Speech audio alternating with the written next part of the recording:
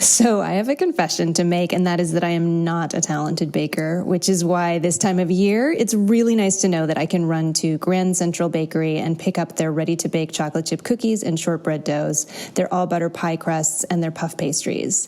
Grand Central Bakery, if you haven't guessed by now, is our sponsor for this episode, and it's such a nice company to be working with. Grand Central is a certified B Corporation, and it's the original Northwest artisan bread bakery, crafting rustic, slow-fermented loaves since 1989. And Grand Central's pies, cookies, and pastries are made with rich European-style butter and local ingredients, and if you purchase 6 treats at any Grand Central Bakery location, you'll get an extra one on the house. You can find these delicious treats at neighborhood bakery cafes in Portland and Seattle, or your favorite Northwest supermarkets or restaurants. Learn more at grandcentralbakery.com. And with that, welcome to episode 67 of The Four Top. It's a roundtable discussion of today's hot button topics in food and beverage. I'm your host, Catherine Cole. We are bringing you a very special episode this month. Our little holiday gift is a conversation we recorded at Powell's Books here in Portland. It is a conversation between Ed Levine and Kenji López-Alt. Now, Ed Levine is the founder of Serious Eats, a leading online resource for all things food and drink related. He's also the creator and host of the Serious Eats podcast, Special Sauce. In 2016, Ed was inducted into the James Beard Foundation's Who's Who of Food and Beverage in America. Ed has a memoir out. It's called Serious Eater, a food lover's perilous quest for pizza and redemption. And Kenji López-Alt, who wrote the foreword to that book, is the chief culinary consultant at Serious Eats, and he's the author of the really fabulous book, The Food Lab, Better Home Cooking Through Science. Now, the first voice you'll hear in this conversation is Kenji's, and I'm just going to hand this conversation over to them. Please enjoy.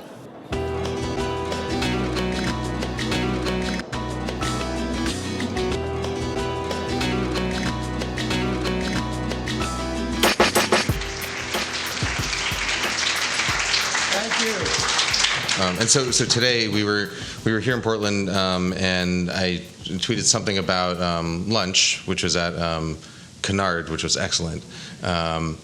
Steam burgers are awesome. Yeah, very, very good. And we were there with this is a side thing. We were there with Bill Oakfield, the Simpsons guy who wrote the 22 short films about Springfield section about steamed hams, where Principal Skinner convinces Superintendent Chalmers that he calls hamburgers steamed hams. And anyhow, so we had steamed hams with the guy who made up that joke, and they were excellent. They were excellent. And then Gabe Rucker, who owns the joint, who I hadn't seen in 10 years, he literally is like, I remember you had a lamb belly BLT 12 years ago at Little Pitch. I was like, what? Anyway, so yes. We're here. But after that, for second lunch, we went to... so I tweeted something about that, and then my friend back in San Francisco is friends with Brian, the chef at Pizza Shoals, and I guess Brian found out that Ed was in Portland, and so sent a message to my friend Omar, who sent a message to me saying, Brian wants Ed to come in to Pizza Shoals today. So we just arrived here at Powell's 15 minutes ago after we tried to get away earlier, but he talks a lot about pizza and life. So. But anyway, this is not an abnormal experience with Ed. Both of these things, at both restaurants, the owners, the chefs came out, hadn't seen Ed in over 10 years, but talked to him as if he was someone that they hang out with all the time, and both of them commented on the way Ed actually was a sort of inflection point in their careers. Which seems to follow you a lot, like this idea that I think you tend to you try and find something that you know is really good, and then kind of elevate that. Yeah, kind of spent my whole life doing that, first in music and then in food, and so I've always had that missionary gene. Right. You know, which is which my father was a labor organizer, so I came by it naturally. You know, and at the Levine family table, you had to sing for your supper. You literally had to articulate a point of view and defend it if you wanted any food, which wasn't very good, by the way. And were you allowed to pick your side, or were you assigned a side to defend? No, you were allowed to pick your side, but everyone had to pick the same side, you know. That was the thing. It really wasn't a debate so much as we were all expected to reinforce my parents' point of view about progressive child rearing or whatever the topic was. Labor laws, you name it. They wanted to talk about it. How did that factor into your business sense? Well, it's funny. It factored in a negative way because my father ended up working unhappily for my uncle in the lumber business, and so, but I never saw him unhappy, and all I knew was that I enjoyed articulating and defending a point of view, and I enjoyed jousting about ideas, and I enjoyed turning people on to, there's sort of always been a tradition of that. And also, but the business, I really didn't learn anything about business except that my father really didn't enjoy his work, and so I determined that whatever I did, I was gonna really have a passion for it, and B,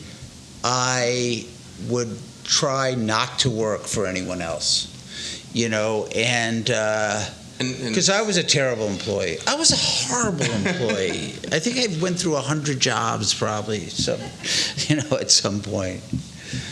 But that's really what I learned. What was your plan for?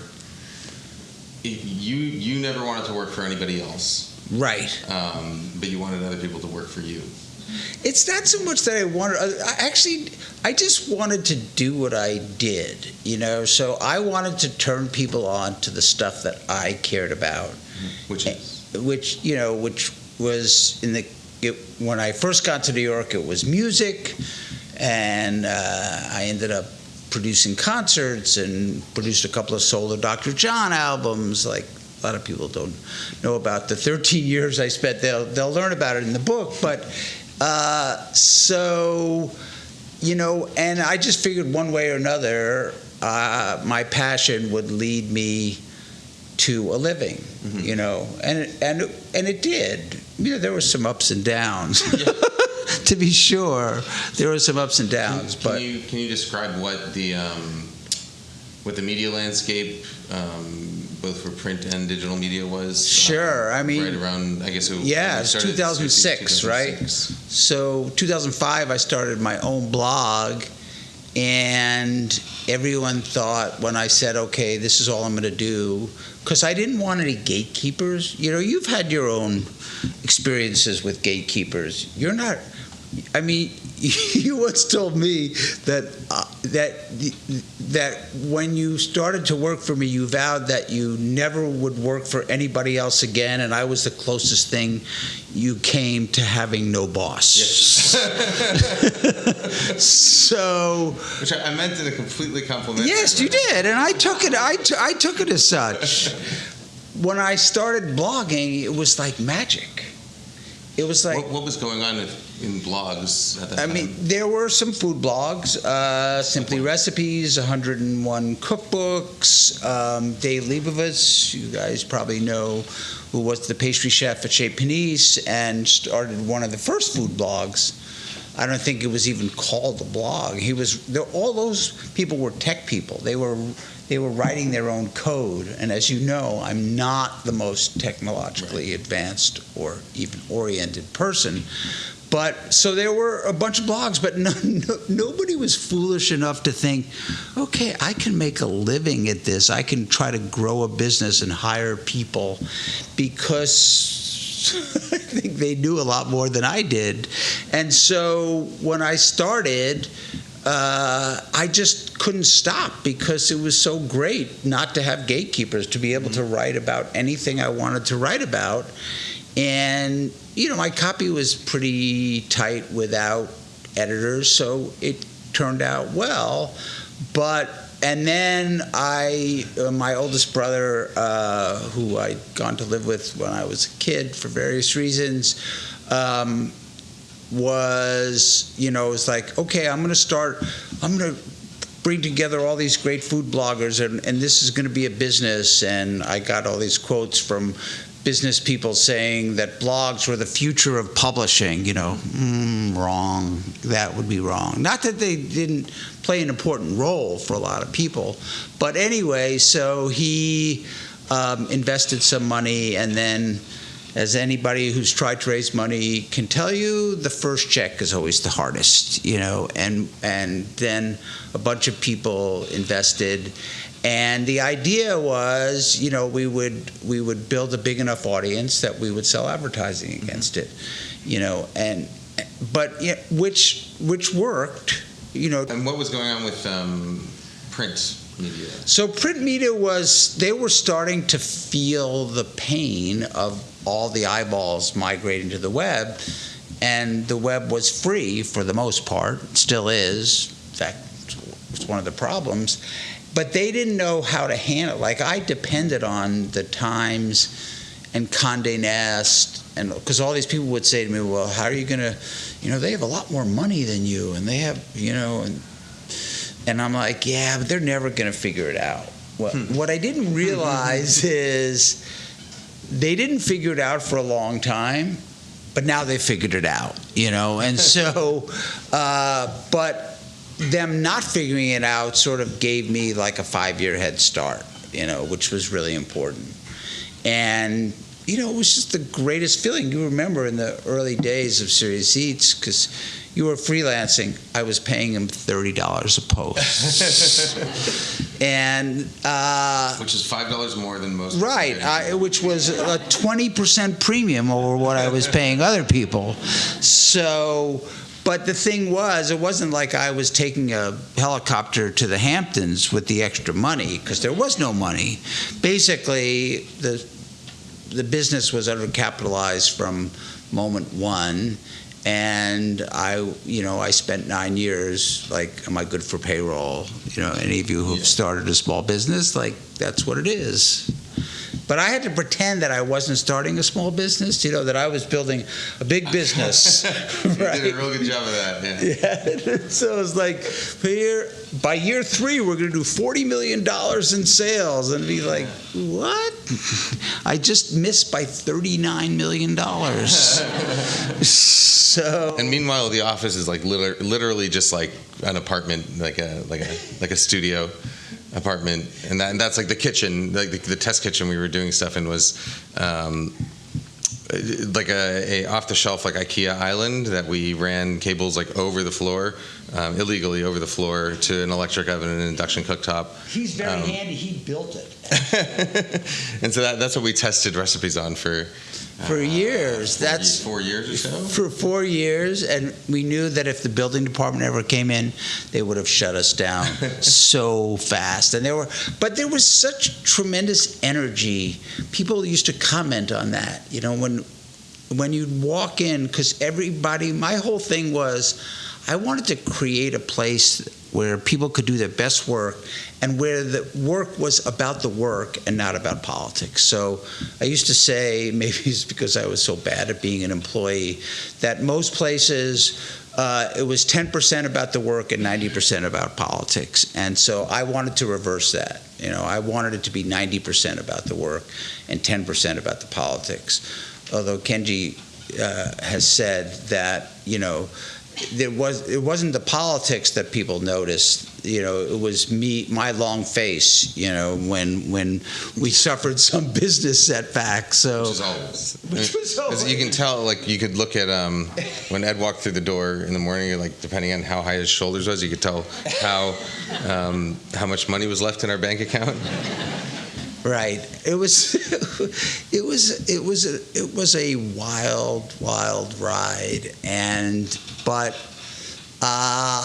I couldn't be prouder of what we built, and of the people that started at Serious Eats, like Kenji, and I think I figured out that Serious Eats people have written. Full-time employees have written 10 books, and if we include columnists, I think that number goes to like 25, so, and that was the best part and the most unexpected part of the pleasure and satisfaction I derived from Serious Eats was like watching these guys take flight. It was like people used to ask me, like, are you, when Food Lab took off, and it was like, are you jealous of Kenji? It's like, no, it was like watching my son get bar mitzvahed, It was like, and my son actually didn't get bar mitzvahed, so it was. What's funny? I haven't told you this. So Ed was staying with me last night in San Francisco, and because I lived kind of near the airport, and we flew out this morning. So Ed came yesterday afternoon, and my daughter, who's 2.25, met him, and then Alicia and I went out for a walk. And then I think you went to take a nap, and then when we got back home, Alicia goes, she goes, "Papa, grandfather here?" and I think. Thank you for sharing that. I think she used the word as if like, I'm not sure if this is exactly the right word for this occasion, but like he seems to fit the criteria. That's really funny. But Serious Eats, the reason I started working there, despite being only paid $30 an article, it was because I'd been working at Cooks Illustrated for a number of years, and Cooks Illustrated is great, and I loved almost everything about it. Other than that, first of all, like the types of stories you could write are very limited because you're 6 issues a year, and there's like certain points you have to hit on every issue, and you're writing this issue for a fixed subscriber base, so you have to make a good majority of that subscriber base happy with every article. So you can't do like the thing about like sous vide duck testicles. Excellent, by the way. But then I started freelancing for you guys a little bit after we moved to New York. But then, basically, the thing that made me want to work for you was because, and especially in those early years, it was like, if I'm going to find people who like are interested and passionate about a specific thing, and then like let those people do like whatever they want, as long as there's money to do it. But and that's the kind of thing that you can do on the internet, but you can't do on a print magazine, because on the internet, like no matter what, you can write an article about sous vide duck testicles, and there's going to be an audience that has been waiting for that article to come out. That's true. And so that's what was so fun for me, is that that here are all these things that I've always wanted to do, and like I couldn't do them because I'm constrained by this magazine. But now here's Ed telling me, like come work for me. Like you can. First of all, he suggested you should write this food science column. And I was like, why have I never thought of writing a food science column?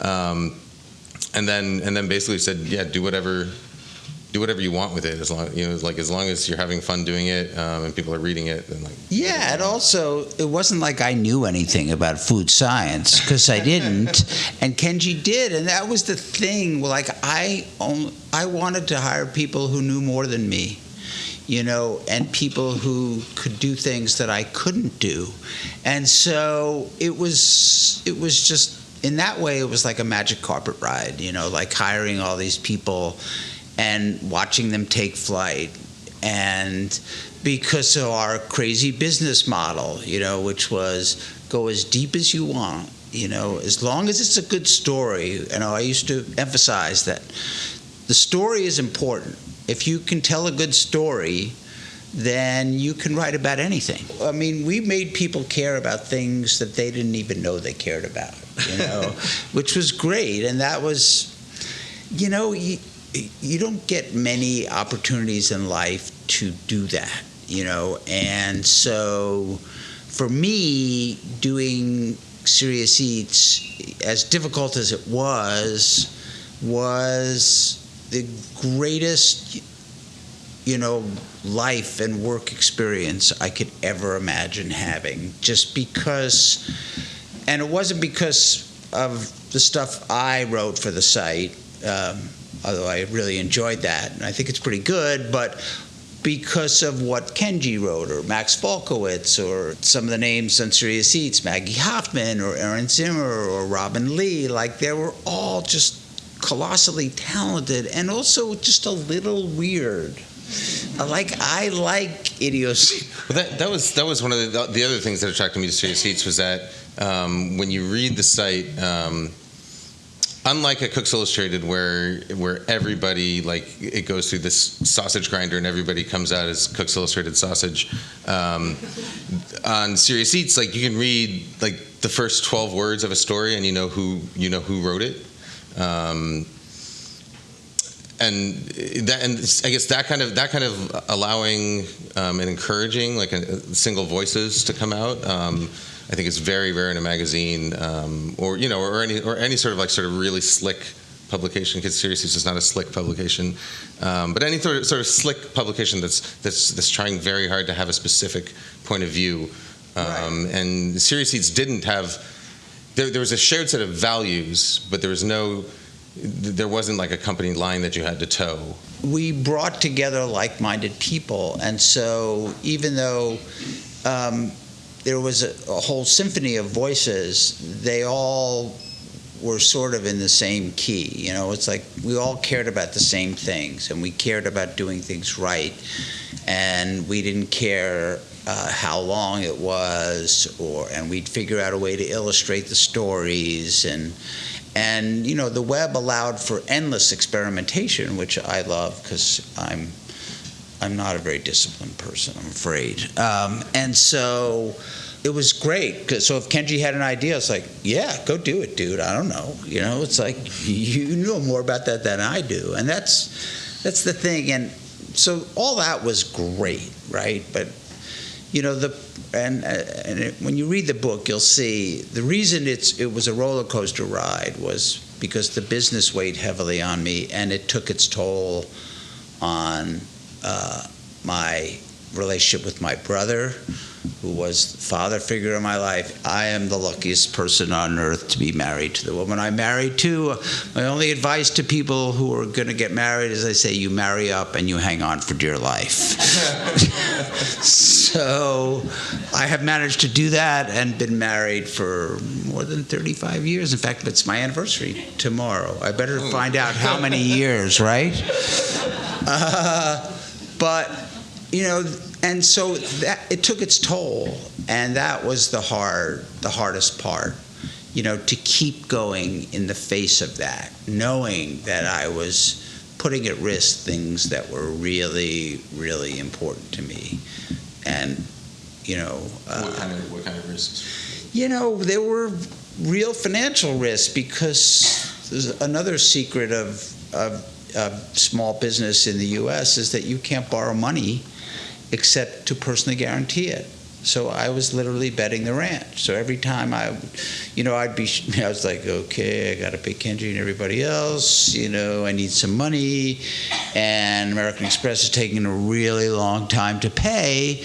And so all of a sudden it was I'll just up our line of credit. To first it was $100,000, then it was $200,000, and it kept going up and up and up, to the point where I was betting the ranch. And so I don't advise that, by the way, for any of you. Do not try this at home or at work.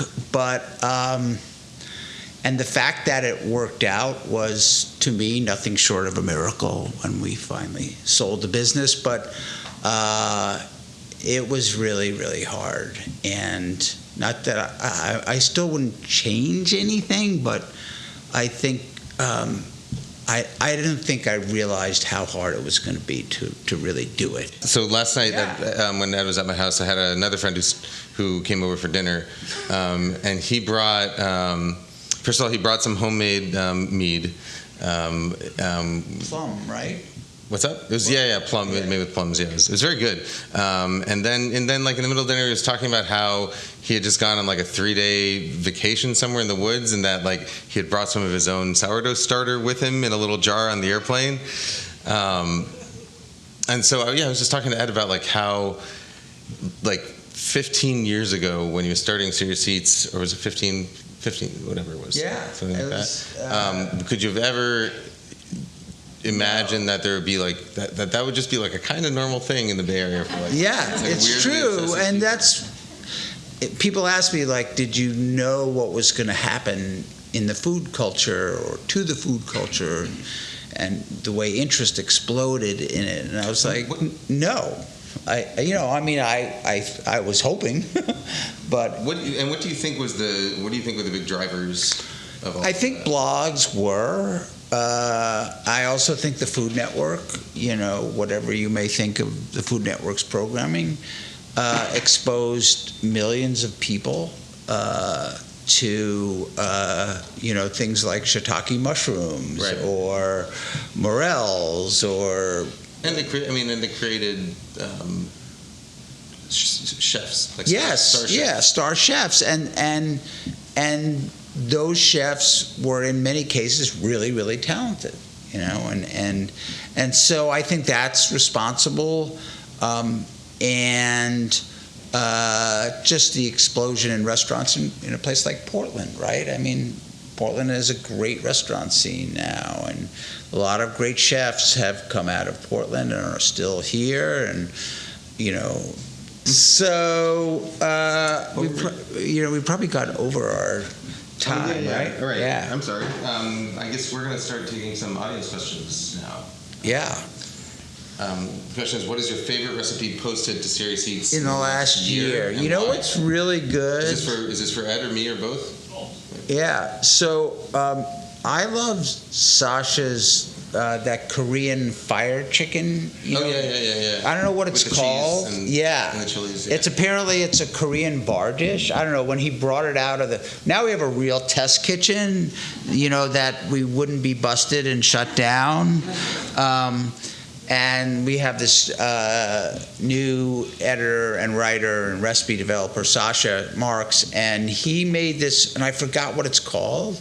I think it is called fire chicken. Yeah, maybe called fire chicken. He said it was and he had spent some time in Korea, and he worked for this great Korean restaurant in Chicago called Parachute, and he said this is Korean bar drunk food, and I was like, wow, this is awesome bar drunk food.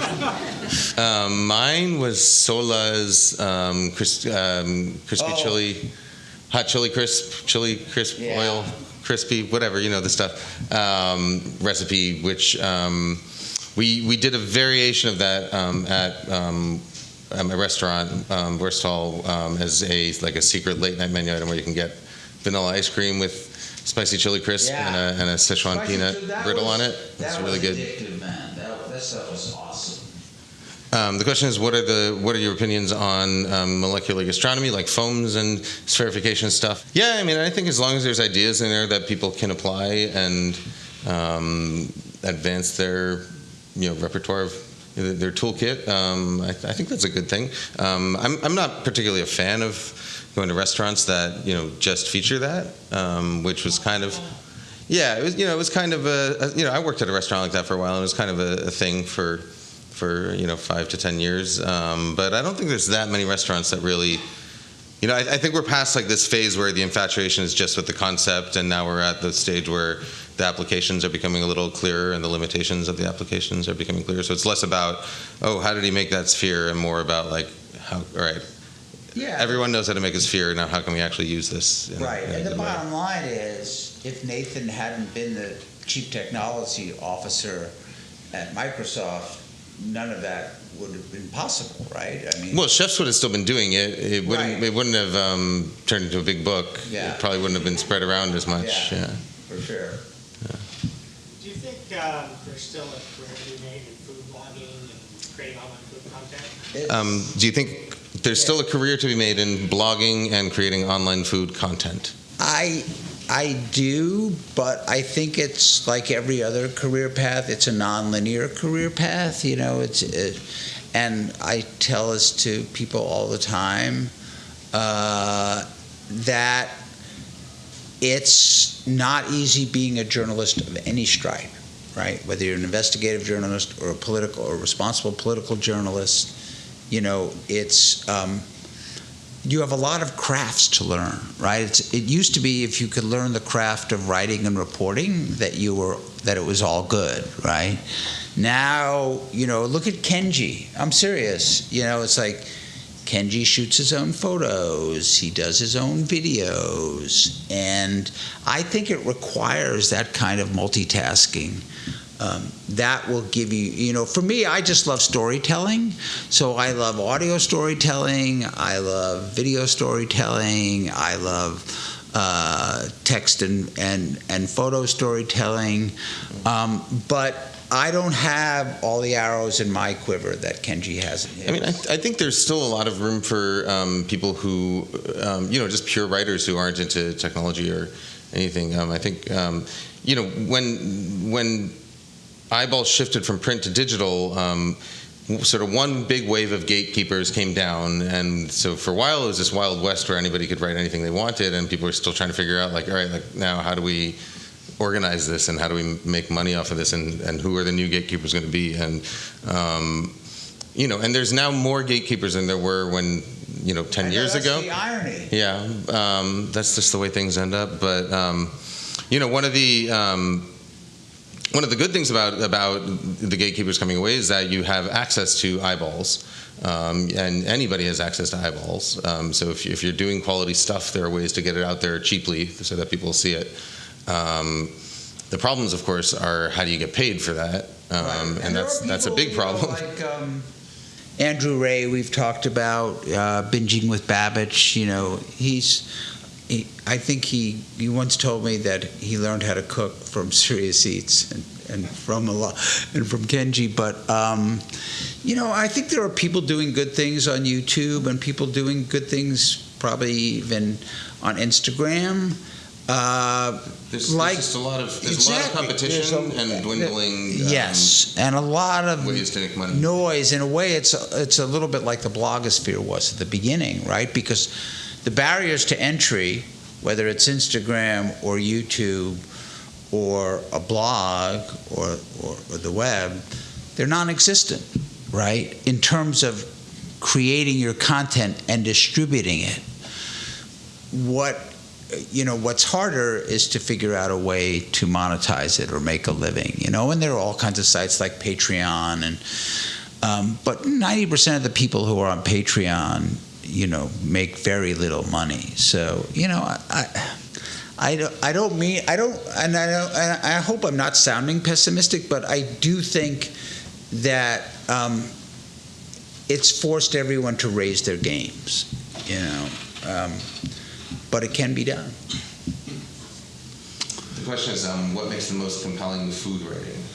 To me, it's like I am grounded in storytelling. So if you combine storytelling and expertise, then you have and craft, right? Like those are the three elements to me that make good food writing. So if you know, like you could I hope that the craft is exhibited in Serious Eater. I think I know it's exhibited in Food Lab and Kenji's book and a lot of other books. But you know, I do think you have to hit all three of those to really. And there to Kenji's point, there are a lot of wonderful young food writers. I don't know if any of you have read Osai Yendelin, who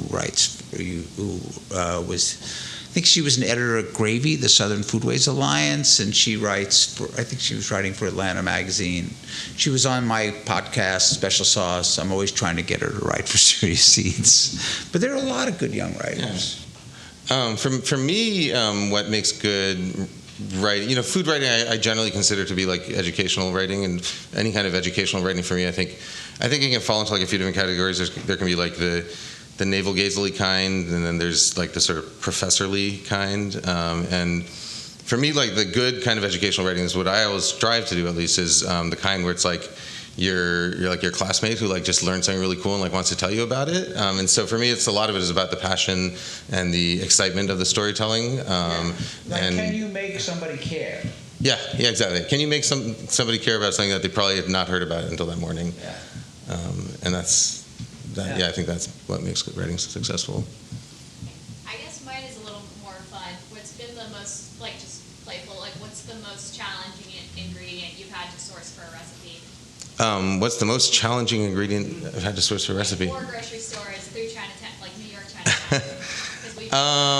I mean, the one that's fresh in my mind right now is for my restaurant, when we were developing recipes for my restaurant for the mustards, which we were developing all the recipes in-house and finding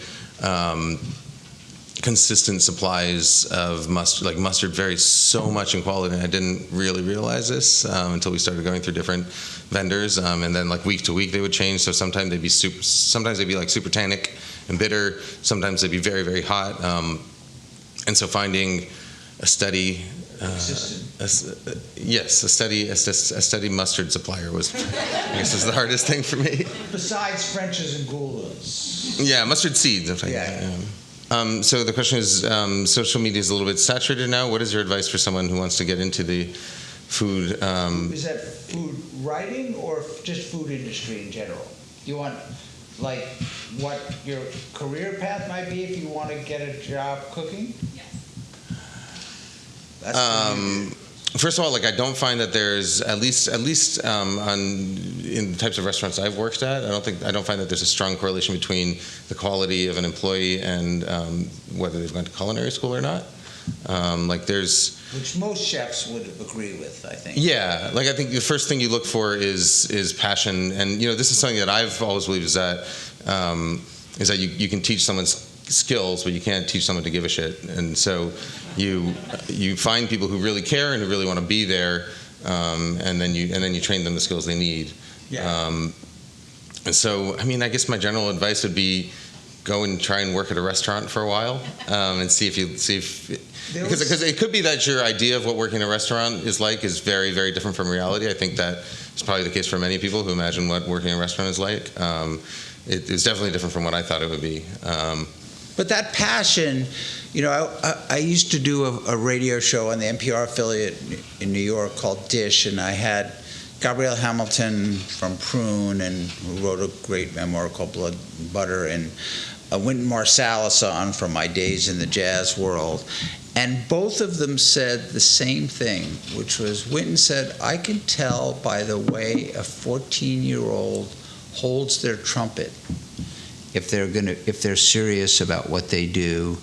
And Gabrielle Hamilton said the same thing about how a young aspiring cook holds their knives. And I thought, that was an interesting connection. So thank you all for coming.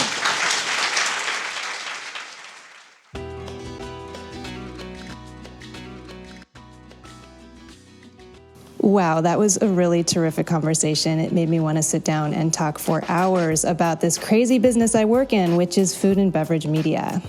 And in fact, our bonus content for December is a conversation about media, food, and beverage. But it goes in directions that you probably would not expect. So please keep an eye out for that little holiday bonbon and let us know what you think about our bonus content for December. And if you're looking for something else to listen to, please consider tuning in to another show we love, and that's the Manual Podcast. Each episode is a lively roundtable discussion with experts and artisans in areas like food, drink, travel, style, trade, sports, and more.